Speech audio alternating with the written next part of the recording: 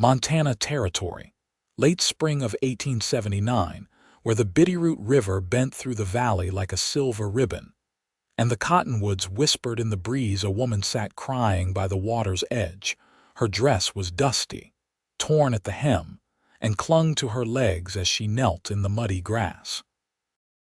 One hand cradled her swollen belly. The other covered her face. She did not cry loud. She had no voice left for that. The tears came quiet, like they had been falling for days. Her name was Brielle Hargrove. She was 23 years old, 7 months pregnant, and alone. The wagon train had left her behind outside Hamilton after the man who promised to marry her, a man with a smooth jaw and a gambler's grin, rode off with another woman, and all the coin they had saved. Brielle had begged the wagon master to let her stay, but he had mouths of his own to feed, horses to water, and no room for a burden, so she walked. For 2 days she walked. Then she could not walk anymore. She had dropped to the earth like a stone just after dawn, not far from the river. She had not eaten since the day before, and her body ached from the weight she carried. She had not meant to cry, but the silence broke her. That was when she heard the hoofbeats. She flinched, wiping her face, and turned her chin toward the sound. A man came riding slow along the edge of the river, his horse moving careful over the uneven earth. He looked to be about 30, with a strong build and a weather-worn face. His shirt sleeves were rolled up, and there was a hunting rifle tied down behind his saddle. He wore no badge, no spurs. Just a wide-brimmed hat and a steady gaze. He pulled up his horse a few feet from her and dismounted without a word. Brielle tried to stand. She wobbled. He held up a hand. "I am not here to harm you." "Then keep riding," she whispered. He crouched by the riverbank, not too close.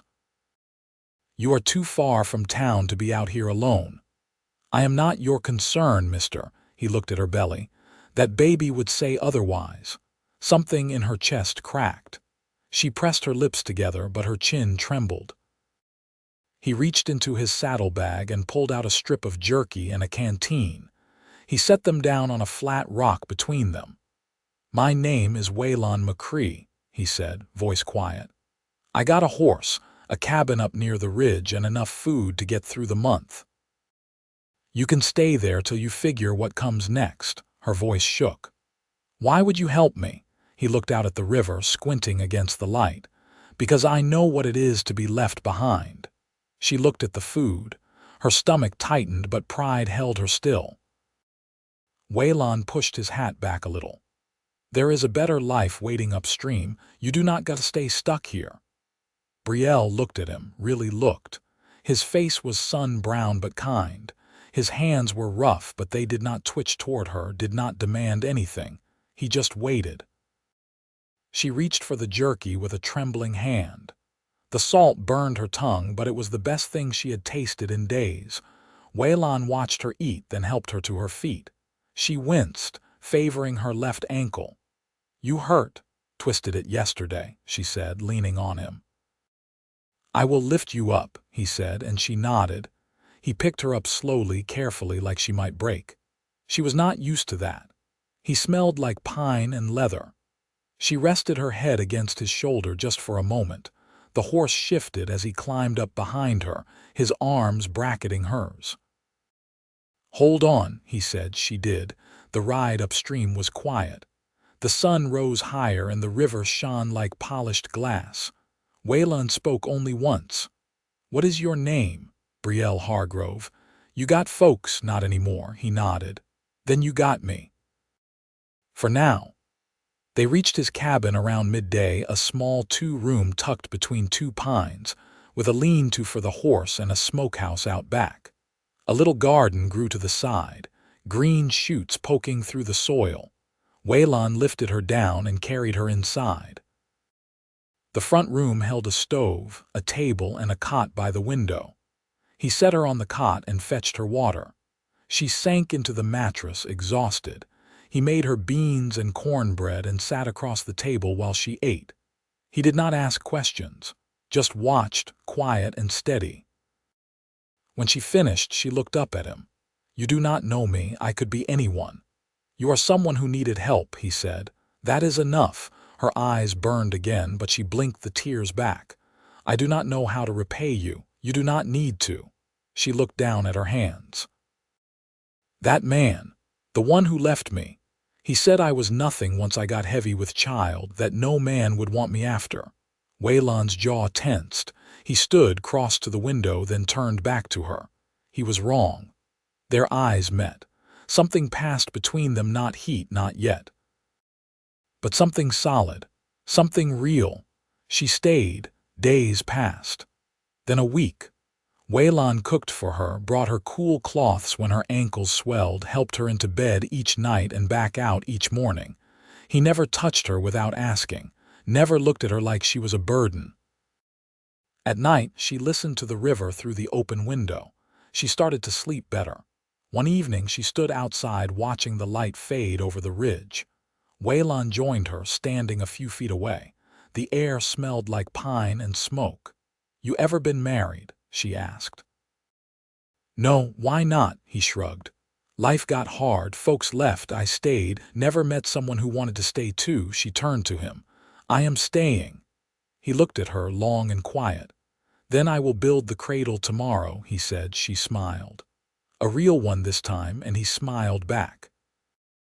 Morning came with a low mist curling along the ground, the scent of damp earth rising through the open window. Brielle stirred slowly, her body still heavy with sleep, but her mind already pulling toward the quiet sounds outside, metal against wood, the soft thud of boots on packed soil. She rose with care, one hand steadying herself against the wall. Her ankle ached less than it had days before, though she still favored it when she walked. The cabin's wood floor was cool against her bare feet as she moved toward the door. Outside, Waylon was sawing cedar planks beneath the pine. The cradle was taking shape, a cradle for her child, made with hands that never asked for anything in return. He didn't notice her at first. His sleeves were rolled again, and the muscles in his forearms flexed with each pull of the saw. His focus was total, his movements precise. "You work quiet," she said softly. He looked up, brushing sawdust from his wrist. "Didn't want to wake you. You didn't." Her eyes drifted to the cradle's frame. "That's cedar. Closest trees with straight enough grain, sanded the edges already. No splinters." She stepped closer, watching him fit two pieces together. "You ever build one before?" "No, but I've carved fence rails and smokehouse beams. I figured it'd ask for the same kind of care." She crouched down beside the frame, studying the curve of the wood. "You don't do anything halfway, do you?" Waylon didn't answer right off. He tested the fit of a crossbar before glancing at her. "Some things deserve time." A breeze moved through the trees, rustling the needles. She sat back on her heels, her hand resting on the curve of her belly. "I had a book once," she said after a moment. "Showed a cradle like this, with a quilt draped over the side. My mother stitched the corners with her initials. I used to trace them with my finger." "What happened to it?" he asked. "Gone with the rest," she said. "Burned when our barn caught fire in Kansas. I was 10. My father said it was just things, but she cried over that cradle." Waylon nodded slowly. "Some things look like wood and cloth, but they carry weight." Brielle tilted her head. "You speak like a man who's lost, too." "I have," he said. "But not everything stays gone." She watched his hands as he went back to the cradle. "You don't drink," she said. "No, you don't curse neither." He smiled faintly, not looking up. "I've done both. Just stopped finding much use for either." She leaned back, the grass cool beneath her palms. "The man who left me, he always had something to say, always filled the silence." Waylon looked at her then, eyes steady. "Silence has its own voice. You just got to listen longer." They didn't speak for a while. The wind moved again, lifting the hem of her dress, carrying the scent of cedar and distant rain. When he finished fitting the last slat, he stood and offered her his hand. She took it without hesitation, rising slow. His hand was dry, calloused, but careful.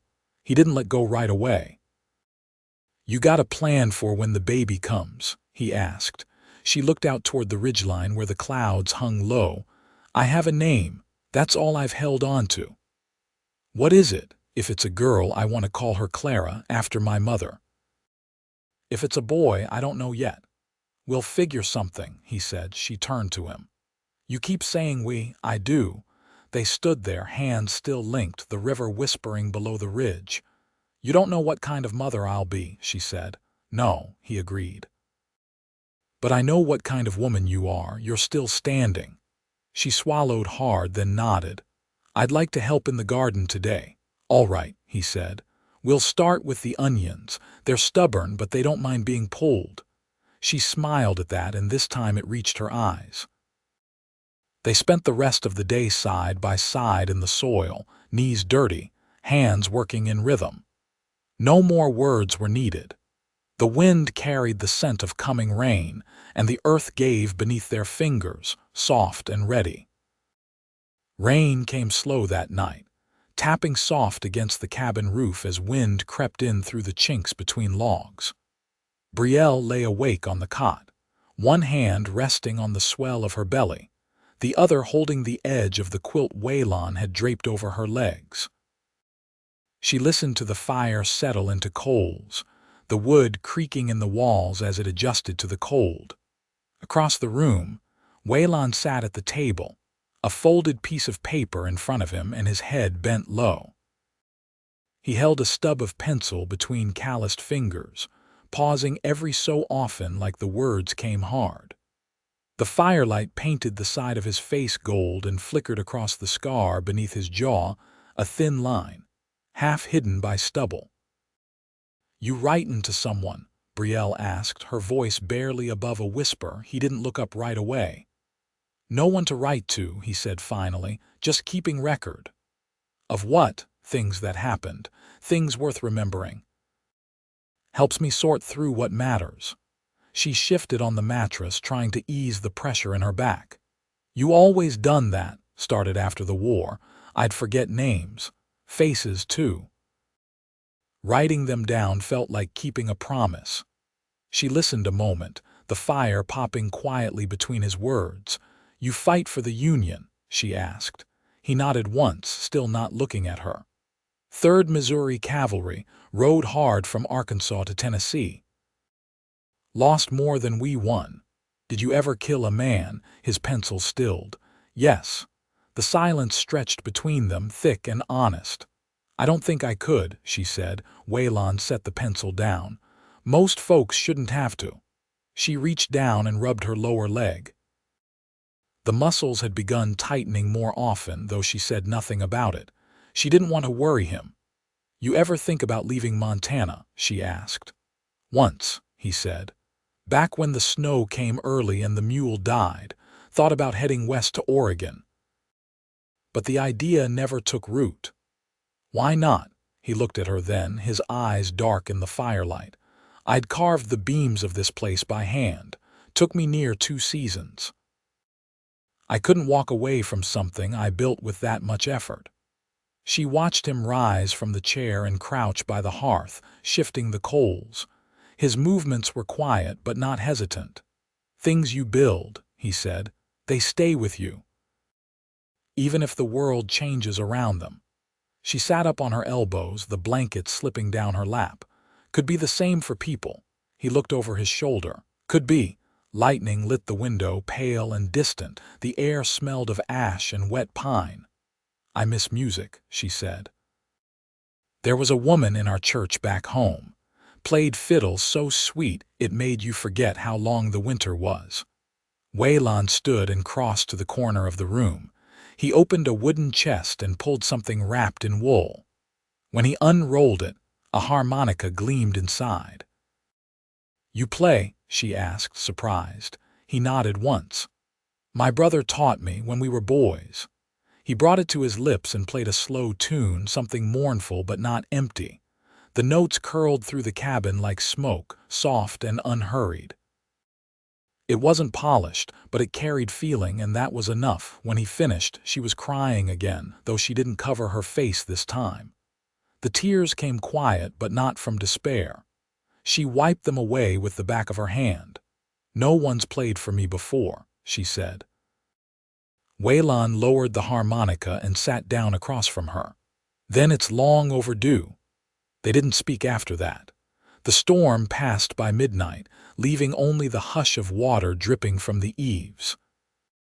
Brielle drifted to sleep with the sound of Waylon's breathing nearby, steady as the ground beneath them. In the morning, she woke to the smell of rye flour and bacon grease. Waylon had flour on his hands and a pan already warming on the stove. She eased herself up, rubbing her hip, and moved to the table. "I can manage breakfast," she said. "You carried that child 7 months," he replied without turning. "You've earned a morning off." She sat, watching the way his shoulders moved beneath his shirt. The light caught the tips of his hair, and she saw now the strands of gray near his temples. Not much, just enough to mark time. "I've been thinking," she said. He slid a biscuit onto a plate and passed it to her. "About what?" "About what happens after." Waylon poured coffee into a tin mug and sat across from her. "You ready to talk about it?" She nodded. "I don't want to go back east. There's nothing left there for me." "What do you want?" She looked down at the plate, tracing the rim with her fingertip. "A roof that don't leak, a cradle that don't rock empty, and someone who doesn't flinch when I speak the truth." Waylon's voice came low. "I can offer the first 2, she looked up, "and the third," he held her gaze. "That depends if you're ready to be seen, all the way through." She didn't blink. "I think I am." Waylon reached across the table, not to touch, but to set his hand palm up beside hers. No pressure, no demand. She laid her fingers over his. And that was the beginning of something neither of them had dared name. By the time the first wildflowers bloomed along the edge of the ridge, Brielle could no longer bend to pull her boots on without pausing to breathe. The child inside her had settled low and heavy, her back aching in a dull, permanent way that made her wince when she stooped too long. Still, she moved through the days with quiet steadiness, her hands busy in the kitchen, her eyes always drawn to the slope behind the cabin where Waylon split wood or checked the smokehouse. He'd started carving something new, small, curved pieces of birch he kept tucked in a cloth sack by the hearth. When she asked, he only said, "Toys, maybe. For idle hands come winter." But she noticed how he lingered over them, how his thumbs smoothed the edges again and again. Like he was shaping more than wood. One morning, she found him sitting on the porch, sharpening a blade with a whetstone. His shirt was open at the throat, collarbone streaked faintly with sawdust. She stepped through the doorway and leaned against the frame, watching the motion of his hands. "You ever think about your own father?" she asked. He stopped, wiped the blade on a cloth and set it aside. "Not often." "Why not?" Waylon leaned forward, elbows on his knees. "He died on the trail west, Clara, somewhere in Nebraska territory. I was 12. After that, it was just my brother and me." She stepped down onto the porch, settling beside him. "Was your brother older?" 4 years. "Thought he knew everything." "He didn't, but he tried." Brielle folded her hands in her lap. "Is he still living?" "No. He took a bullet in Franklin, Tennessee. I buried him myself." She didn't reach for him, didn't speak. The wind moved through the pines, and somewhere distant, a hawk gave a long, mournful cry. "I think about mine," she said quietly. "He had calluses thicker than bark and a temper to match, but he never raised a hand to me, just his voice." Waylon turned his head, waiting. "When I told him I was leaving with Jacob," she continued, "he didn't say a word, just walked into the barn and closed the door. I never heard it open again. You think he was ashamed?" "I think he knew I wouldn't be coming back." Waylon's jaw tightened, but he said nothing. "Sometimes I wonder if I missed my chance to be forgiven," she added. He looked at her then, not with pity but with something steadier. Forgiveness has to be carried same as grief. Either you drag it behind you or you learn to hold it different. She looked down at her belly, the outlines of her child shifting beneath her skin. What if I don't know how to hold it at all? Then I'll help, he said. She blinked once, and her hand found his without searching. Later that day, while the sun hung high and the shadows shrank sharp beneath the porch, she went to the well to draw water. She'd made it halfway back to the cabin when her breath hitched and her legs locked beneath her. The bucket tipped from her grip and hit the ground hard, sloshing water into the dust. Waylon was at her side before she could call out. He caught her under the arms, easing her down slow until she sat, knees bent and hands gripping the grass. "How long's it been like this?" he asked, crouching beside her. She pressed her palm to her belly. "Since yesterday. Tightenings, but not like this." Waylon didn't panic. He never did. "Let's get you inside." He lifted her again, careful of her weight, and carried her through the open door. The cot had been made fresh that morning, the quilt folded back. He eased her down and brushed the hair from her forehead. "I'll get water boiling," he said. She nodded, lips drawn tight. By the time the sun began to fall behind the trees, the pain had eased, giving her blessed stillness. She lay back, soaked in sweat, eyes half-lidded but alert. Waylon sat near the stove, one hand resting on the edge of the table, the other holding a cloth he'd used to wipe her brow. He hadn't left the room since she cried out. "It was false," she said. "Not time yet." He nodded once. "But close." A long pause passed between them. "I was afraid," she whispered. "I wasn't," he said. "Not of the pain, only of not being enough when you needed me." She turned her face toward him. "You've been more than enough." His expression didn't change, but something in him softened. He stood, crossing to the cot, and knelt beside her. "I want to ask you something," he said. She waited. "When the baby comes, would you want to stay, not just for shelter, not just till you heal?" Her breath caught. "I built this place with my hands," he continued. "But I never built anything for a future. Not until I carved that cradle, not until I heard you laugh in this cabin." Brielle's voice came low. "Yes," he blinked. "You don't want time to think." "I've had time. I've sat in silence. I've watched the river. I've felt you carry the weight beside me day after day. I want this. I want you." Waylon bowed his head, resting his forehead lightly against her arm. "We'll make a life," he said. "We already have." Outside, the wind moved over the grass, stirring it like water. The hawk had gone quiet. The river, unseen from the window, still whispered on. The baby came in the early blue hush of morning, when the hills still held their breath, and the first light had not yet reached the tops of the pines.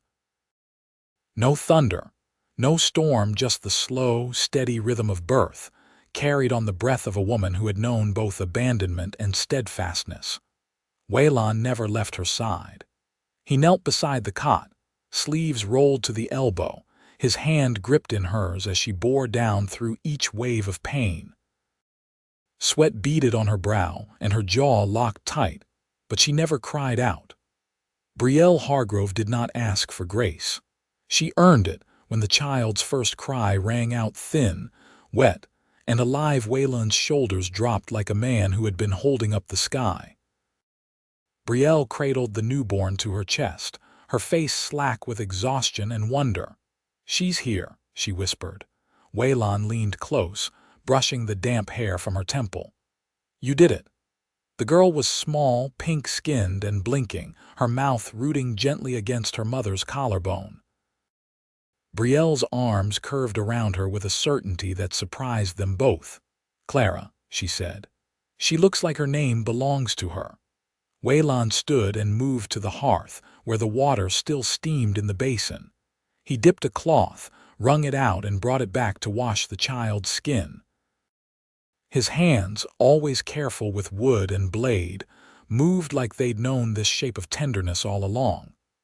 "She's got your jaw," he said. "And your eyes," Brielle replied. They didn't speak again for a long while. Brielle drifted in and out of sleep, the child nestled against her. Waylon sat nearby, watching them both, one hand resting on the edge of the cradle he'd finished only 2 days before. He had lined it with rabbit fur and a scrap of wool she'd dyed with beet water. When he carried Clara to it and laid her down, she settled without fuss, her tiny hands curled beneath her chin. That afternoon, while Brielle slept, he took the rifle and went into the woods. He returned at dusk with a pair of grouse and a bushel of wild onions slung in his game bag. He cooked quietly, glancing toward the cot every few minutes. When the meal was ready, he set a plate by her side and waited until she stirred. "You keep feeding me like this, I'll never go hungry again," she said, her voice hoarse. "That's the idea." They ate in silence, the lantern casting a low amber circle across the table. Clara slept, her breath shallow and even. Later, Waylon brought out a folded piece of paper and placed it in her hand. "What's this?" Brielle asked. "A deed," he said, "to this land." "I added your name." Her eyes widened, but she didn't speak. She read it slowly, lips moving soundlessly. "I want you to stay because you choose to," he said. "Not because you're beholden." She folded the paper and held it against her chest. "I've never had my name on anything that couldn't be taken away." "It won't be taken," he said. "Not while I'm breathing." The next weeks passed in rhythm with the bird's song and the creek's murmur. Clara grew strong, her cries sharper, her gaze more focused. Brielle moved easier, her strength returning in quiet increments. She'd begun mending Waylon's shirts without being asked, her stitches small and precise. He'd cleared a strip of land north of the garden, speaking of potatoes and squash come fall. One morning, after he returned from checking the trap line, he found her on the porch, holding Clara in one arm and a bundle of dried wildflowers in the other. "I've been thinking," she said. Waylon set down his sack and wiped his hands on his trousers. "About what?" "The wedding dress my mother left behind," she said. "It's gone now, but I remember every stitch. I want to sew something like it, not for her or for the past. For now." Waylon's voice caught in his throat. "You want to marry me?" She looked down at Clara, then back up at him. "I already have a home, but I want a husband. I want you." He crossed the porch in 2 steps and cupped her face with both hands. "I don't have a ring," he said. "You have everything else," she replied. They married that Sunday under the cottonwoods by the river. There were no guests, no preacher, but Waylon had memorized the words from a tattered book his mother once read from. He spoke them slow, each syllable deliberate, as though carving them in wood. Brielle wore a cream-colored dress she'd sewn from muslin, a strip of blue ribbon tied at the waist. Clara slept in a basket nearby, shaded by a piece of canvas stretched between 2 branches. When Waylon kissed her, it was not the first time, but it felt like the beginning of something final and whole. Years later, after the garden had doubled and the roof had been shingled twice, they built a second room onto the cabin, first for Clara, then for the boy who came after. His name was Illy, born in late autumn with lungs full of fire and Waylon's quiet eyes. Brielle taught her daughter to read by the hearth while Waylon carved her letters into scraps of pine. On winter nights, they sang in low voices, Clara's small hand in hers, Illy curled against his father's chest. Their love didn't blaze. It burned steady. Waylon never left the ridge. Brielle never wanted to, and every spring when the wildflowers came back, they walked the ridge hand in hand. Their children's laughter carried on the wind. They were never lonely again. They never had to be.